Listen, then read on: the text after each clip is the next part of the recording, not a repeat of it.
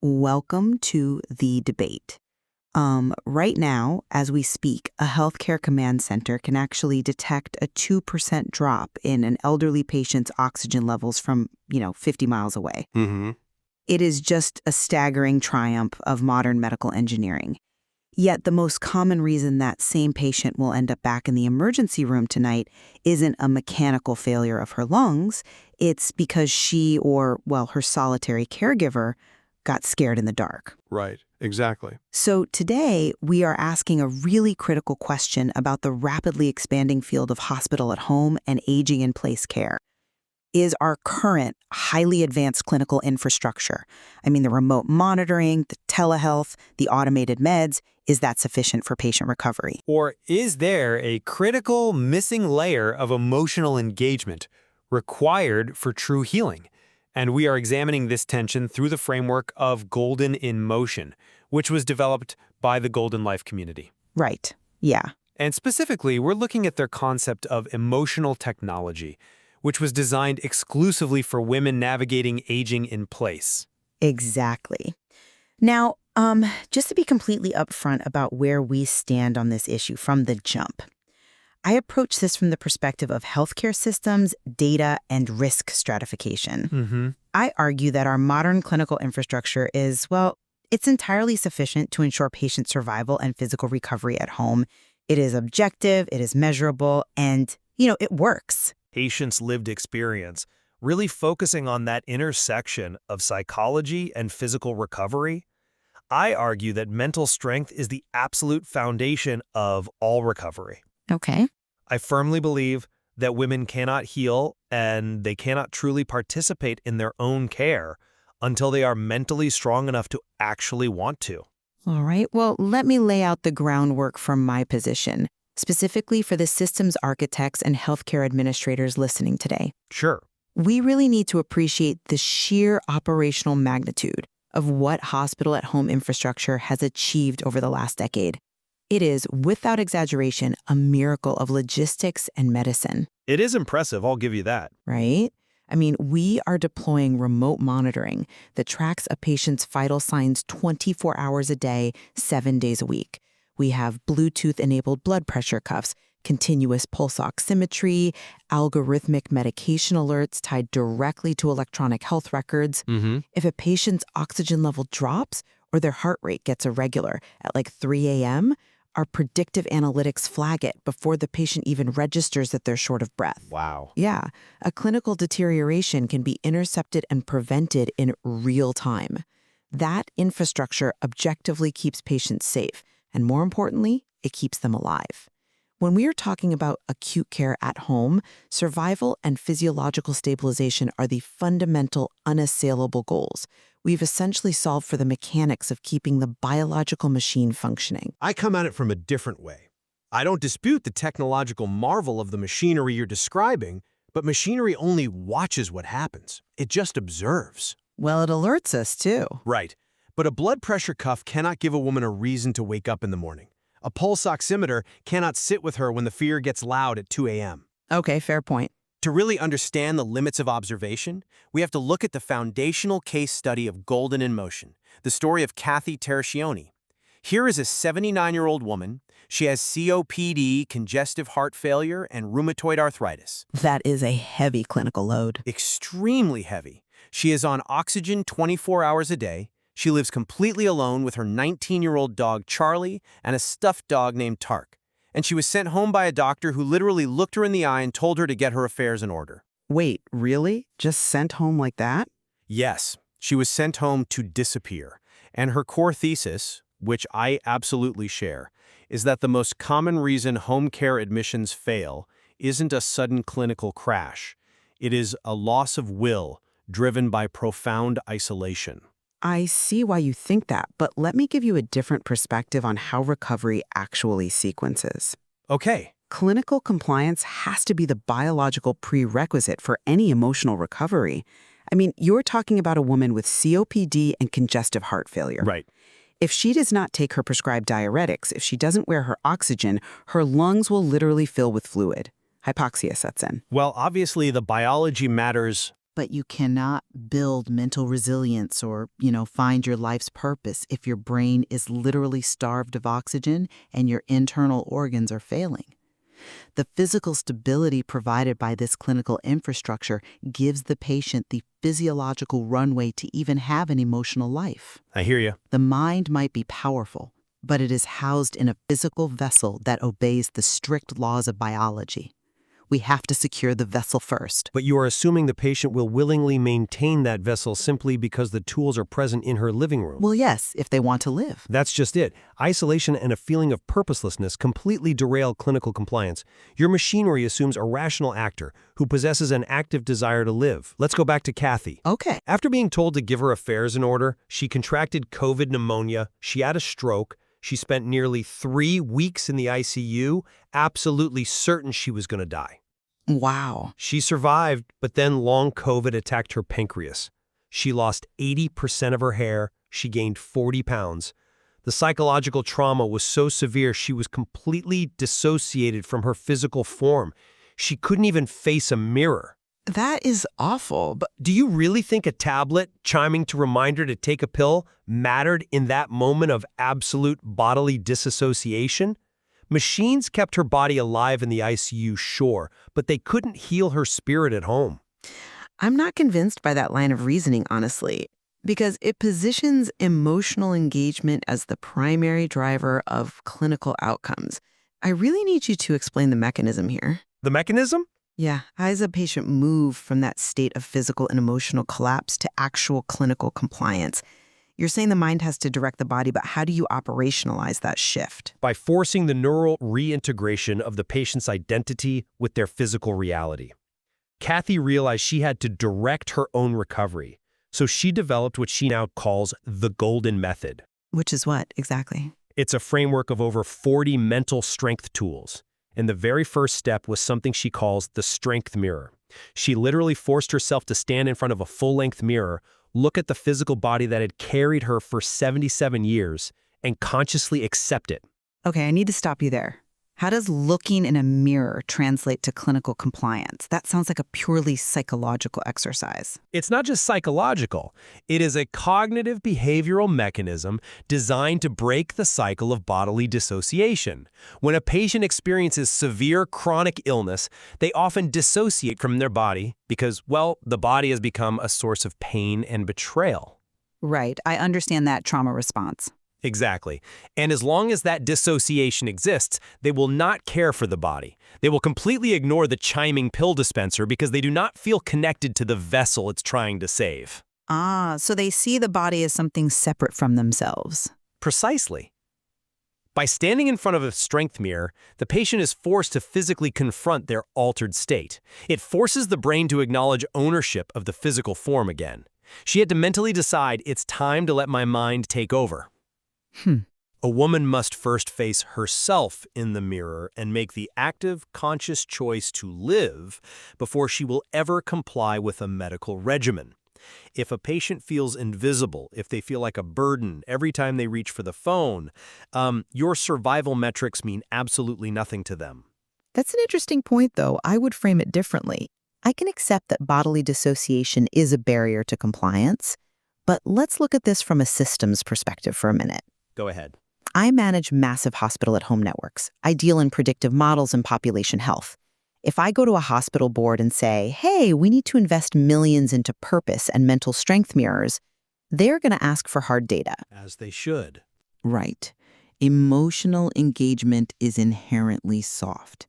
How can a healthcare system operationalize a feeling? I really question whether this is a realistic return on investment driver for a network managing tens of thousands of patients.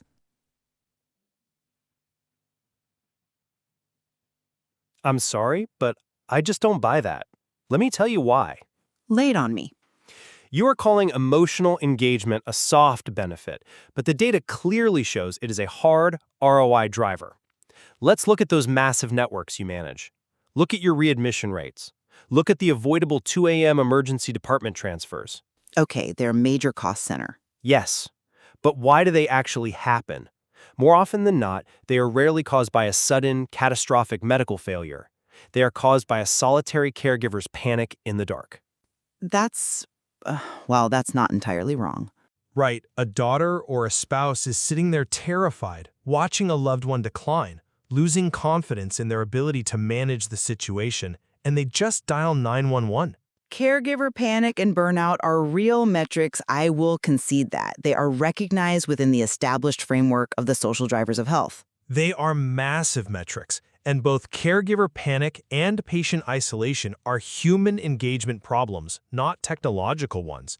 Golden in Motion provides an emotional engagement layer that directly impacts those hard metrics by addressing the underlying biology of fear. How so? For example, they utilize the Golden Hug Protocol. This is a 20-second therapeutic embrace specifically designed to address touch starvation. Touch starvation. Is that really a clinical issue? Yes, it is a massive, incredibly under-discussed crisis in aging. What happens to a 79-year-old's nervous system when they haven't been physically touched in weeks? I imagine they feel lonely. It's worse than lonely. The HPA axis, the body's stress response system, goes into overdrive. Touch starvation spikes cortisol, it increases baseline anxiety, and accelerates cognitive decline. Oh, wow. Yeah, it creates a chronic state of fight or flight.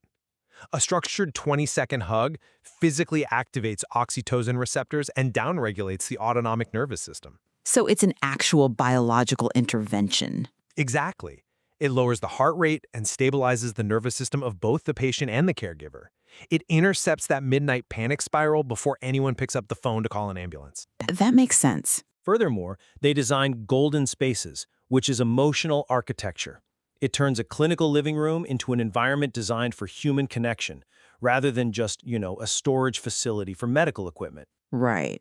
When you deploy these mental strength tools, a woman stops being a passive data point waiting for a pill dispenser to chime and becomes an active participant in her healing. It reduces readmissions, it prevents caregiver dropout. That is hard, measurable ROI. Okay, I hear the physiological basis for intercepting panic. But my challenge remains. Isn't keeping them alive the ultimate, primary goal of a medical system? It shouldn't be the only goal. But why must a healthcare system be responsible for a patient's sense of purpose or their legacy? That seems to cross the boundary from medical care into spiritual or psychological counseling.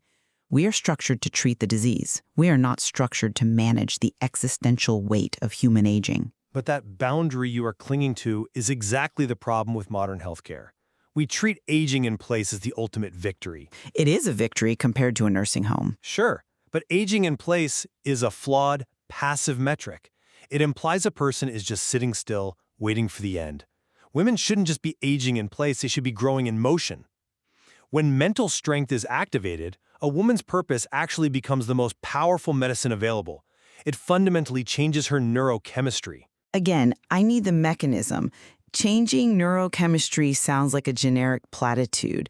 How does a sense of purpose actually manifest clinically? When a woman engages in legacy building or purposeful work, it activates the dopaminergic reward pathways in the brain. Okay. We aren't just talking about her feeling happy.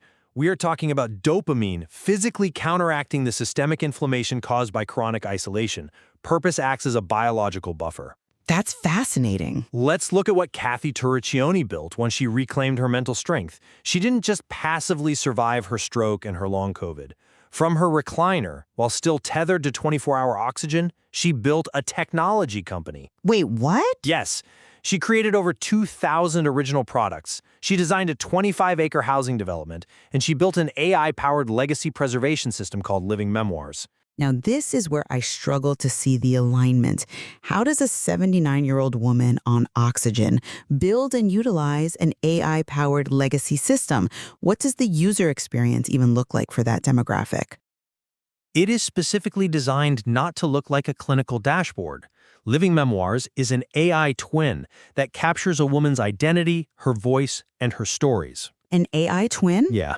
The interface is voice-activated, asynchronous, and conversational. The AI doesn't just passively record her, it actively prompts her. It asks questions about her life, her resilience, her recipes, her history. Oh, so it engages her on her own terms. Exactly. It categorizes her lived experiences into a secure, interactive database that her family can query. It ensures that her wisdom is preserved. Think about what this specific technological UX does to a patient's psychology. I mean, I imagine it feels pretty validating. Highly validating. In the traditional medical model, an older woman with complex care needs feels like a burden. Her entire identity is reduced to a list of symptoms, a chart of vital signs, and medication schedules. Right. But when she is actively engaged with an AI that values her mind, she stops feeling like a burden. She starts seeing her story as ongoing. She realizes that who she is matters just as much as what is wrong with her. Purpose is not outside the boundary of healthcare. It is the engine that drives the will to survive. I have to admit, framing remote monitoring as just an observation deck completely shifts how I view our clinical data. I'm glad to hear that. I mean, we have essentially built the world's most advanced security system inside a house with a crumbling foundation. We know exactly what second the physiological roof is going to collapse, but we have done absolutely nothing to reinforce the emotional walls. Exactly. Your predictive models are incredibly precise at observing an isolated patient's deterioration, but they do nothing to prevent the emotional collapse that precipitates it. I will concede that our predictive models are essentially charting a course to an inevitable readmission if we ignore isolation. You've proved the gap exists. Thank you. But as a systems executive, my challenge remains. How do you standardize and scale something as bespoke as legacy across a network of 50,000 patients without it becoming just another checked box? How do you operationalize purpose? By embedding it directly into the structural hierarchy of the healthcare system. The framework of Golden in Motion offers a two-phase solution for healthcare systems to embed this engagement layer. Okay, let's hear it. First, they establish a Chief Emotional Technology Advisor, which brings the authentic patient and caregiver voice directly into hospital-at-home program design at the executive level. They audit a system's social drivers for emotional gaps. That makes sense. Leadership buy-in. Right. Then, they co-develop the protocol, integrating these mental strength tools directly into the hospital's digital command center. It bridges the gap between the clinical layer that already exists and the human layer that is desperately missing. It forces the healthcare system to ask the patient who they are, not just what is wrong with them. For the systems architects and healthcare leaders listening to this right now, I know what you're thinking. You're looking at your risk stratification dashboards and wondering how you code purpose into an electronic health record. But consider the blind spot we've discussed today. I came into this debate firmly believing that our technological infrastructure was enough. I still believe continuous remote monitoring is a logistical marvel that keeps patients alive at home. It definitely is. But I recognize now that treating the patient merely as a biological machine leaves us vulnerable to the greatest variable in healthcare: human motivation. We have mastered the science of extending life, but if we do not find scalable ways to integrate the emotional infrastructure you're talking about, we are outsourcing the responsibility of making that extended life meaningful. Well said. And as the data on caregiver panic and readmissions shows, that is an operational failure. And acknowledging that blind spot is the exact realization we need to move healthcare forward. We must build emotional infrastructure for humanity, not just clinical products. Absolutely. The women sitting in those quiet living rooms, tethered to oxygen machines and vital monitors, are not just readmission statistics waiting to happen. There are stories that are still being written, and we have a duty to treat them as such. There is clearly so much more to explore within the Golden in Motion framework and the concept of emotional technology. I encourage everyone, especially those of us designing and managing population health models, to critically reflect on whether our systems are merely watching our patients or actually engaging them. I will leave you with this final thought. It is the core philosophy of everything we've discussed today. When a woman is mentally strong, she heals. When she heals, she shares her story. When she shares her story, she creates her legacy and gives every woman who comes after her a reason to keep going.